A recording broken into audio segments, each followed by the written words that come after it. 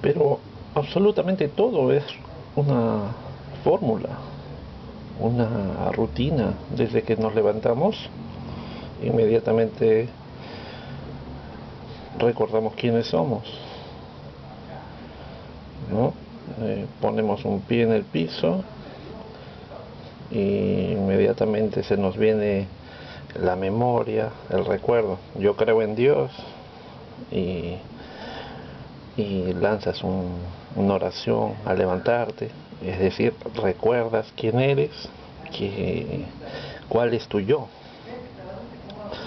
y comienzas a seguir la fórmula de quién eres tú durante todo el día. Hola queridos amigos, soy Gustavo González. Estoy haciendo en el tablero un estudio acerca del autorretrato que se hizo Andrea del Sarto. Acá está el modelo. Estoy afinando algunos contrastes y medios tonos. Esta es una de las láminas que estamos haciendo en el taller online, Artefigura. Y hay cosas bien interesantes que puedo detectar en el modelo ampliado, ¿no? Porque es un cuadro más grande, ¿no? De una serie de retratos que se les encargó pues, a algunos pintores italianos. Autorretratos, ¿no? Alguien quería tener una colección de autorretratos, imagínense. Muy bien, entonces puedo detectar ahí las líneas con que Andrea del Sarto dibujó, ¿no? Su tipo de pintura semicubriente pues deja ver todavía rastros del carbón. Interesante. Y así he podido verlo en algunos pintores eh, teniendo una técnica muy realista, muy ilusoria. Uno tiene que hacer una observación bastante microscópica para descubrir algunas líneas referenciales que han tenido para ir montando las capas de color, ¿no? Me refiero al contorno, a los dibujos. Bien, la manera de aprender también responde a una fórmula, ¿no? Como les decía, siempre se trata del pasado, de nuestra memoria.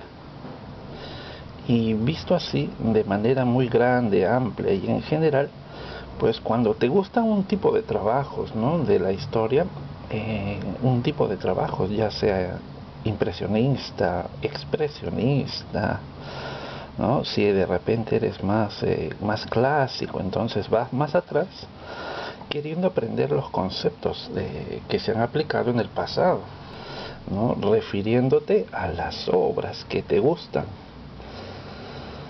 En el caso mío, pues inicialmente observé muchos cuadros antiguos, ¿no? En el caso mío, en mi experiencia, en mi recorrido personalísimo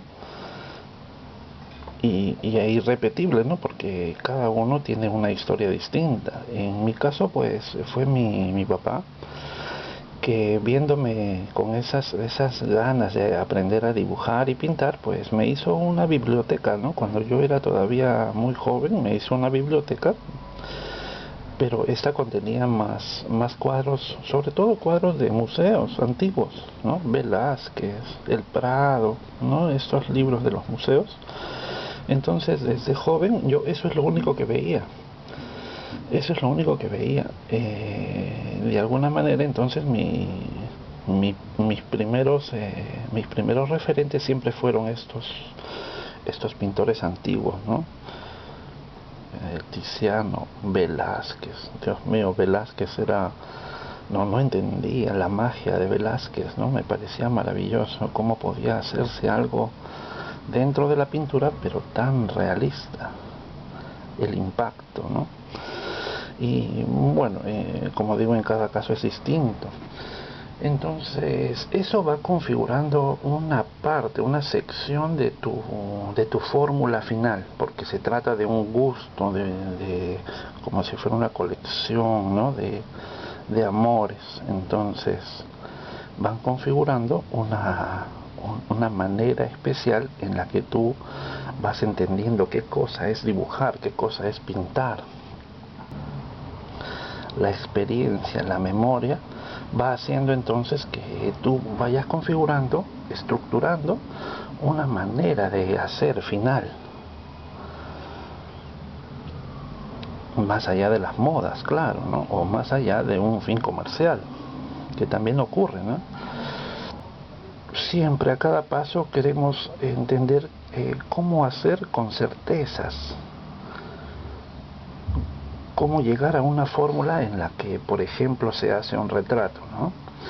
En este caso, por ejemplo, según mi experiencia, mis ensayos y errores de tantos años, voy comprendiendo una manera y voy procediendo. Primero que los ensayos fallidos hacen que tengas más respeto, más cuidado en el trazo de las primeras líneas.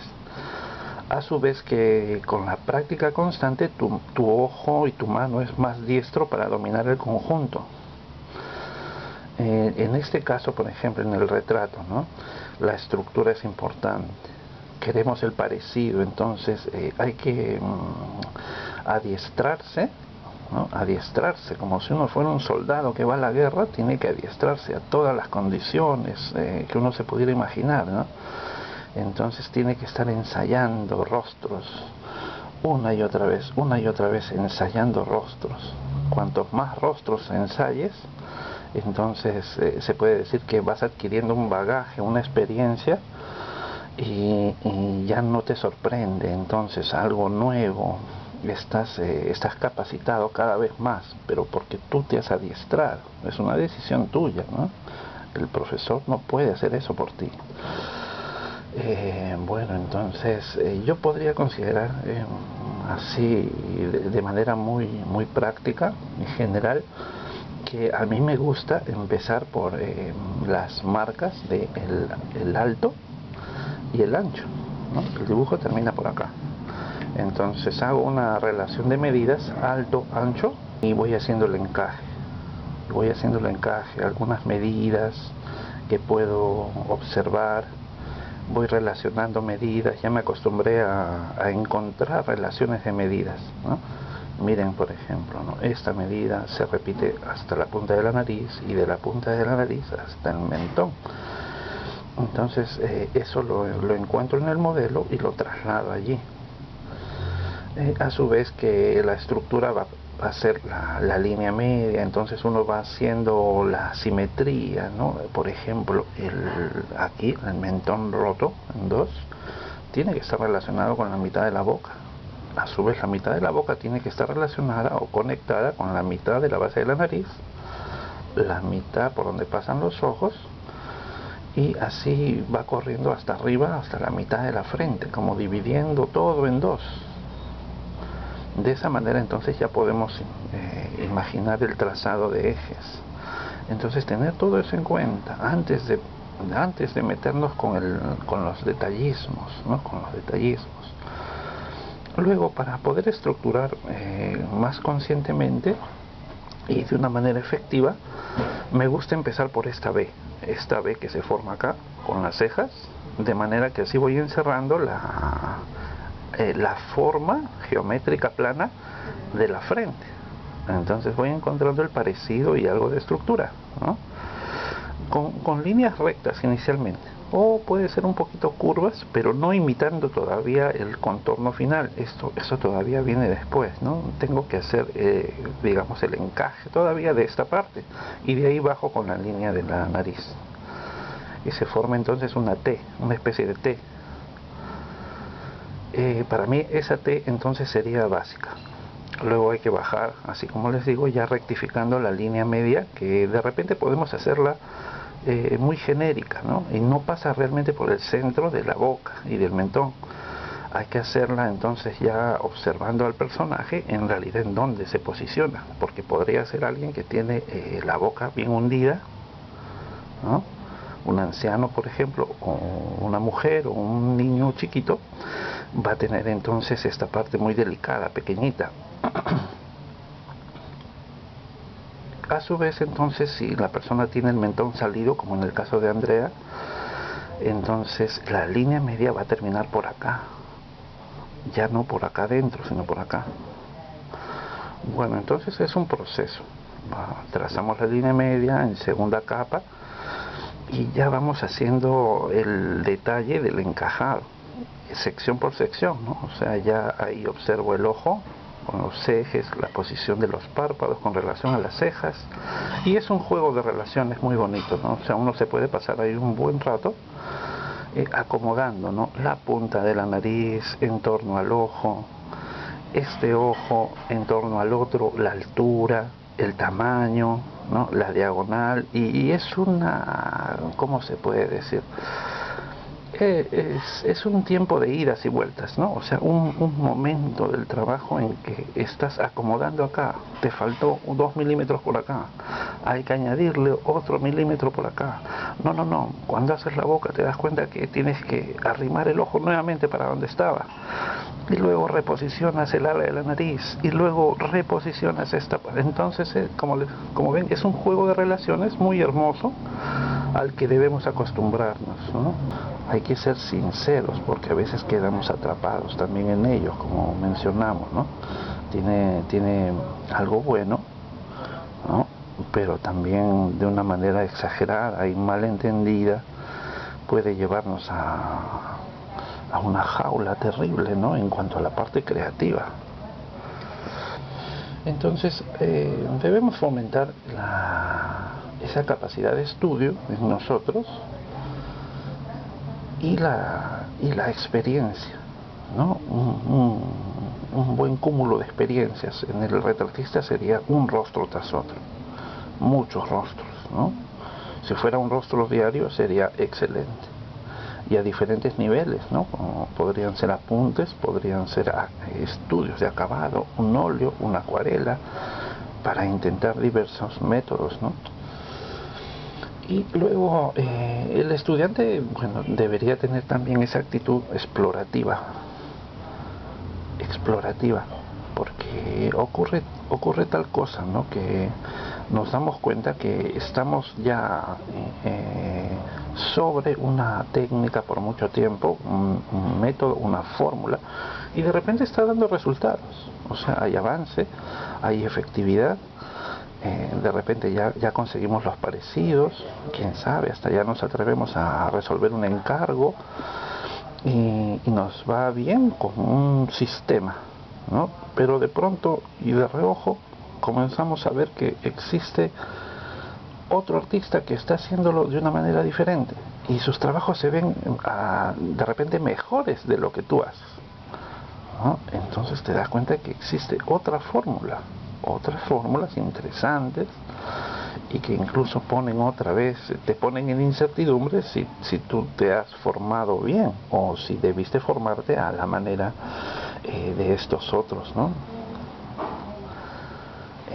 Bien, puede ser algo personal, pues, ¿no? Tú puedes estar muy orgulloso y muy contento de la fórmula que has conseguido hasta este momento, y tiene efectividad, o sea, te da seguridad en la ejecución, ¿no?, en el proceso, en el método, lo que yo llamo el control, ¿no?, adquirir el control del dibujo, digamos, cosa difícil, ¿no?, como les digo, lleva tiempo.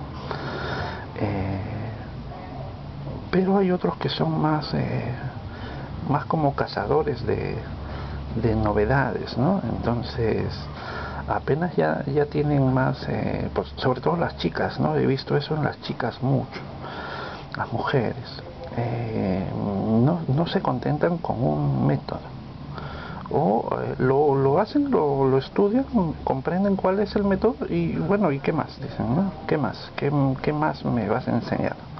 O buscan otros factores, ¿no?, para ir resolviendo de distintas maneras. Es así. ¿Quién nos da los conceptos nuevos siempre? Bueno, podría ser tus visitas a las exposiciones, y ves de pronto un cuadro tan maravilloso, tan maravilloso de repente en la línea que tú estás trabajando, ¿no? Imaginemos el retrato, entonces ves un retrato pero que está tan escrupulosamente hecho y con unos conocimientos que tú no tienes todavía, tanto materiales como de concepto, ¿no? La composición, los colores tal vez, o el mismo dibujo. Entonces te quedas muy sorprendido. ¿Qué cosa es esto? Dices, ¿no? ¿Qué cosa es esto? Tengo que averiguar este concepto. Bueno, a mí me ha pasado tantas veces, ¿no? Entonces no paras hasta, bueno, si es que eres de ese tipo de estudiantes, pues no paras hasta tratar de conseguir ese concepto, ¿no? Lo estudias, la obra, lo convives con ella, ¿no? Y vas adquiriendo ya ese nuevo concepto y lo adaptas a tu trabajo, lo adaptas a tu trabajo. Sería lo más recomendable, ¿no? Es la manera de evolucionar. Copiar a veces es evolucionar, ¿no? Pero claro, copiar algo bueno. Por ejemplo, en esta labor que estoy haciendo es una copia de estudio. Y créanme, estoy aprendiendo muchísimo, ¿no? Es claro, es una lámina que estoy haciendo como la parte demostrativa de mi curso online de retrato básico, ¿no? Que hacemos esquemas y hacemos ya un proyecto en donde ya aplicamos todos esos esquemas y el proceso. Bien, entonces adaptamos esas novedades, pero como les digo, les repito, ¿quién nos da la novedad absoluta y constante e inagotable? Pues la naturaleza. La naturaleza, o sea, no necesariamente las obras de arte ni los libros, la misma naturaleza. Y en eso pues a veces la fórmula es limitante, se convierte en una jaula para tus ojos y no te permite observar. Por ejemplo, a ver, tenemos los procesos de pintura usualmente en los talleres. Acá tengo unos elementos, ¿no?, de bodegón y nos hacen pintar esto. Un huevo, con el fin de ir haciendo las gradaciones y los colores que tienen cierta similitud con la piel, ¿no? Cierta similitud con la piel, el huevito, el huevo pardo, como dicen acá. Y podemos hacer así una búsqueda de colores y tonos, tanto en dibujo, ¿no? En el canal ahí tengo un video donde dibujé un huevito y exploramos los volúmenes y los tonos, las sombras, los reflejos, la sombra proyectada, incluso la textura. Y en pintura también tratamos de buscar los colores ahí, ¿no? Entonces es un ejercicio típico de taller, ¿no? Simplemente ahí ponemos un fondo, si es posible gris o negro, y pintamos un huevito. Ahora acá tengo otros elementos, ¿no? Tengo por ejemplo una papa blanca y un limón. Entonces cuando nosotros nos enfrentamos a pintar estos elementos, pues vemos que tal vez no hay mayor dificultad, ¿no? Los brillos del verde, las sombras, en la papa el volumen, de repente con un poco de ocre, con blanco, algún tono pardo, ¿no? En el verde pues los azules, los amarillos, un poquito de siena para las sombras, tal vez un punto de carmín para oscurecerla bien, ¿no? Los verdes, y en las luces algo de blanco y se va a parecer bastante, ¿cierto? Pero bueno, nos vamos haciendo una especie de estructuración de cómo se pinta, o sea, cómo deberían ser las mezclas, ¿no? Ahora bien, no, habrán notado que hay una gran dificultad en pintar los colores rojos, así en volumen, tridimensionales, por los brillos. Creo que no hay problema cuando se pintan los otros elementos que son de un tono más neutro, tal vez tierra, sin brillos, o los de color local frío, pero cuando estamos elaborando así la pintura de los objetos rojos, pues aparecen discusiones y cómo entender estos brillos, ¿no? O sea, qué color es el brillo del elemento rojo. Da una sensación de ser un tono frío, el brillo, ¿no? Pero lo que tenemos que hacer entonces, cuando nos aparece así un problema demasiado grande, que nuestro método, nuestra fórmula de evaluarlo y de expresarlo ya no resulta, pues tenemos que volver a la fuente y otra vez limpiar, barrer prácticamente todo lo que conocemos y observar y copiar a la naturaleza. Y bueno, esa es la actitud. Yo creo que esa debería ser la actitud siempre, ¿no? Podemos avanzar en cuanto a los estilos artísticos, de repente que ya vienen de unas fórmulas que tú vas heredando, o sea, mis estudios, digamos, de arte del dibujo clásico me llevan a apreciar y a tratar a veces de imitar así. Por ejemplo, estos son retratos de Leonardo da Vinci o de su cátedra, ¿no? De su taller, pero sí parecen mucho, yo creo que son de la mano de Leonardo. Entonces observen la belleza del rostro, la belleza de la línea y la manera de las sombras, ¿no? El juego variado del ritmo del trazo. Bueno, son conceptos que uno va asimilando y va aprendiendo y los va superponiendo a lo que ya tenías tú como una fórmula que resultaba bastante bien en tu trabajo, ¿no? Entonces tener una fórmula no es malo, pero como les dije, tiene que ir evolucionando. No puedes quedarte con una fórmula por siempre, porque sería como haberte paralizado, congelado en el tiempo. Y eso no ocurre, pues la mente humana justamente lucha contra esa parálisis y siempre está buscando lo nuevo, ¿no? Pero como algo natural y que está de alguna manera incorporado, ¿no? en nuestro modo de vivir, ¿no? Porque en el momento en que tú te sientes aburrido, o sea, cuando estás haciendo, ¿no? Estás haciendo tranquilo, pero de pronto sientes cansancio y aburrimiento de lo que tú haces. Tienes que darte cuenta entonces es que estás repitiendo la fórmula ya de una manera exagerada y no está entrando una motivación nueva, una nueva manera. O sea, has dejado de estudiar. Tienes que sentarte, aunque sea delante de un espejo, y otra vez comenzar a observar otra vez la naturaleza, ¿no? Ocurre así.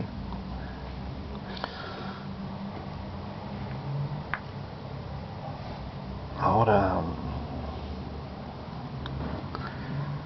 hay un concepto importantísimo, ¿no? Finalmente, una recomendación valiosa: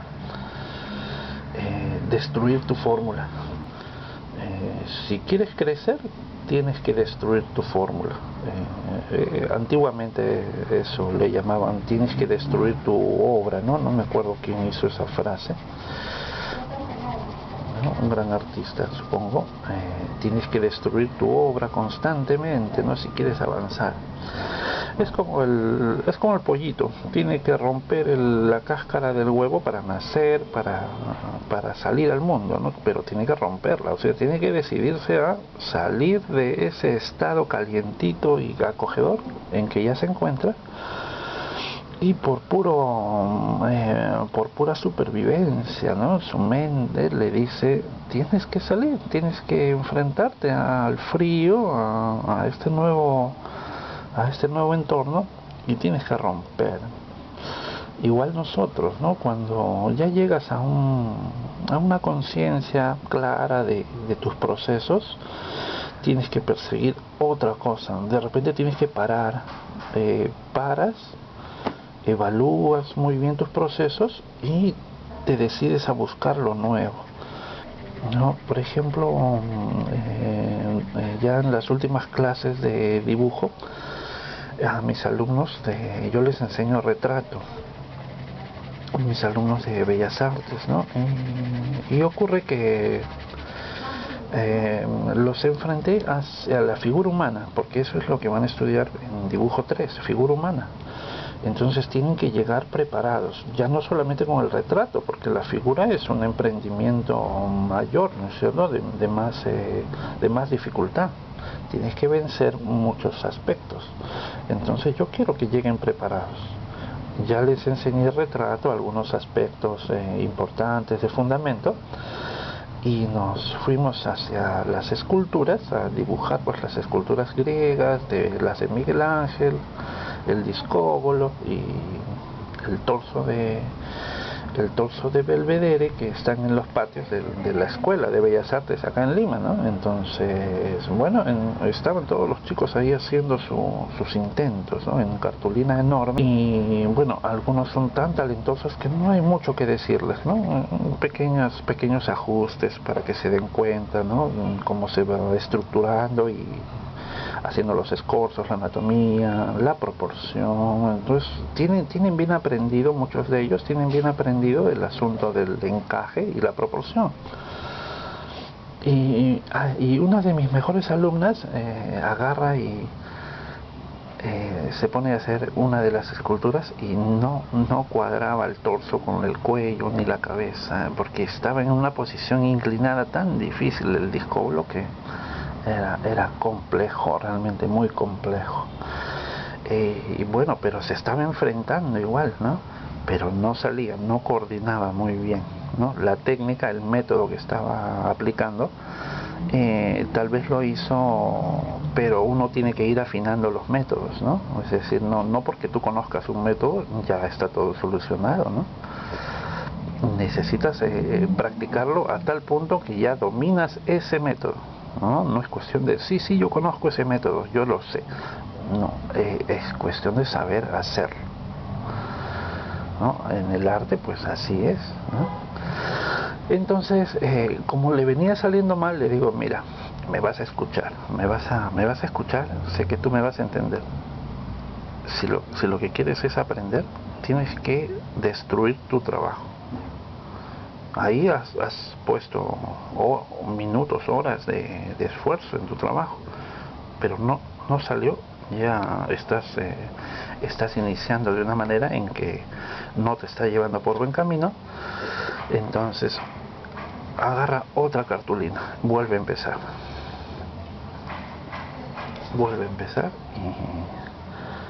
y la chica me miraba y bueno, ahí ya, profesor, me dice, no, tienes que ser valiente. Si aquí ya practicaste, pero bueno, no salió, échalo para abajo, pon una nueva cartulina y vuelve a empezar. Esta vez concéntrate mejor en estos puntos y tal cosa. Y luego me sorprende con una cartulina más grande, o sea, al día siguiente, ¿no? O un par de días después, creo, veo que ha hecho exactamente lo que le dije. Ya era otro dibujo, incluso era más grande, con la figura más grande, y me había entendido perfectamente. O sea, se olvidó del otro dibujo, lo botó, y ahora tenía una cartulina enorme en donde había aplicado mucho mejor la proporción, el encaje, la construcción, mucho mejor, ¿no? La felicité por la reacción, Bien, a veces se les conoce a las generaciones de jóvenes de nuestros días como la generación de cristal, ¿no? Como le vas a decir a una dibujante, a una joven, que bote ese trabajo, que ese trabajo no sirve y que vuelve a empezar. Hay profesores que no se atreven porque suponen que el alumno va a comenzar a llorar y se va a ir y te va a acusar que el profesor está diciendo que no tengo talento. Entonces, no, No ocurre, ¿no? Yo les hablo a mis alumnos, yo les hablo claro, y veo que no tienen esa actitud enfermiza, ¿no? Y que se ofende por cualquier cosa. Eso no me ha ocurrido en la experiencia. Creo que son otros momentos y es una idea que se tiene de los jóvenes que yo no voy encontrando en mi quehacer de profesor, ¿no? Al contrario, imagínense ese entendimiento pleno, ¿no? De este valor que tienen algunos jóvenes por su inteligencia, ¿no? Yo quiero aprender y si me salió mal, prefiero que me lo digan, prefiero saberlo, estar consciente y volver a empezar todo. Entonces hay que destruir la fórmula muchas veces, ¿no? Eso que tú crees saber no debe convertirse en unas esposas que no te dejen así como si fueras un delincuente y te lleva la policía, ¿no? Y no te puedes escapar, hasta grilletes en los pies, o sea, tienes que darte cuenta hasta qué punto la fórmula está siendo favorable para ti, y cuando encuentras un problema mayor, pues destruye tu fórmula y vuelve a empezar. Yo he tenido que hacerlo muchas veces cuando han llegado a mí conocimientos nuevos. Bien, muy bien, un abrazo para todos. Si necesitan datos de enseñanza, de talleres online que ya empezaron y van a estar todavía funcionando por el verano 2023, ahí abajo les dejo los enlaces. Un abrazo para todos, cuídense.